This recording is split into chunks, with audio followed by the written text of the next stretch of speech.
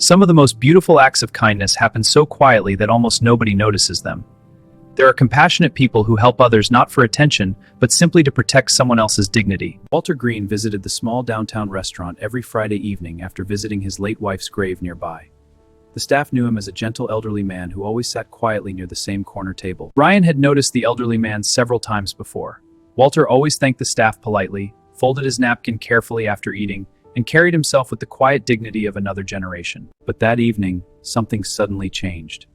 As Walter reached for his worn leather wallet after dinner, his expression slowly filled with confusion and concern.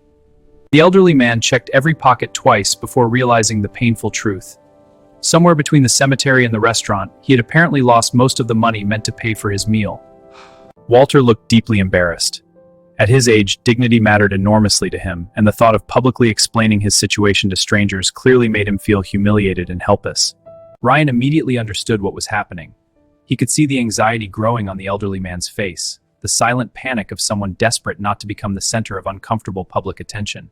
Without making a scene, Ryan calmly stood from his table and quietly approached Melissa near the counter.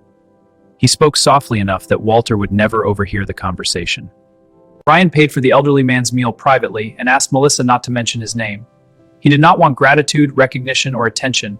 He only wanted to spare another person unnecessary embarrassment. A few minutes later, Melissa approached Walter with a gentle smile and quietly explained that there had been a small misunderstanding and his dinner had already been taken care of for the evening. The elderly man looked confused at first. Then relief slowly softened his face as he realized he would not need to explain himself publicly or experience humiliation in front of an entire restaurant. Walter quietly looked around the restaurant, trying to understand what had happened.